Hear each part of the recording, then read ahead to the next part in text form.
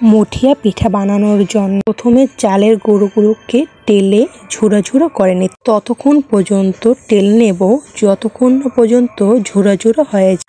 যখন একদম ঝুরা ঝুরা হয়ে যাবে তখন এটাকে উঠিয়ে নেব। তারপরে তাল এবং গুড় দিয়ে এটাকে নেড়েচেড়ে নিতে হবে যেন তাল এবং গুড় একদম মিশে যায়। এটাকে একদম মিশিয়ে নিতে হবে। এর ভিতরে কিছু নারকেলও দিয়ে দিতে হবে। তো একদম এটাকে গলিয়ে নিয়েছি। এখন এর ভিতরে চালের গুঁড়োগুলোকে ঢেলে দেব, মানে চালের গুঁড়োটাকে খুলে নিতে হবে। এজন্য আমি চালের গুঁড়োগুলোকে দিয়ে দিলাম পাতিলে। তো তাল এবং গুড়ের সাথে এটাকে ভালোভাবে মিশিয়ে নিতে হবে। যখন মেশানো হয়ে যাবে তখন এটাকে উঠিয়ে নিতে হবে।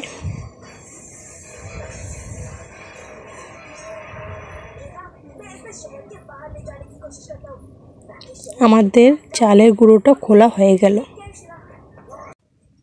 এখন এগুলোকে মুথে নিতে হবে,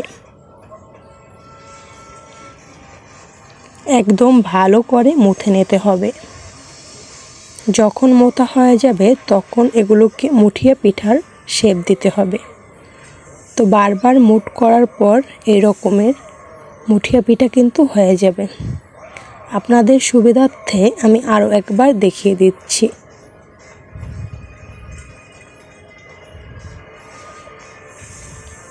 এখন আমার সব মুঠিয়া পিঠাগুলো বানানো হয়েছে।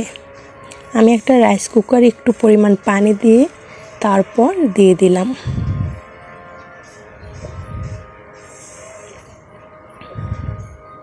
আমি সুইচটা অন করে দিলাম। এখন এগুলোকে সিদ্ধ করে নিতে হবে।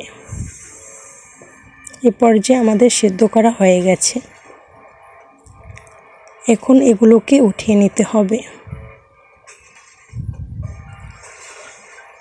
আর এরই সাথে সাথে আমাদের মুঠিয়া পিঠা রেডি।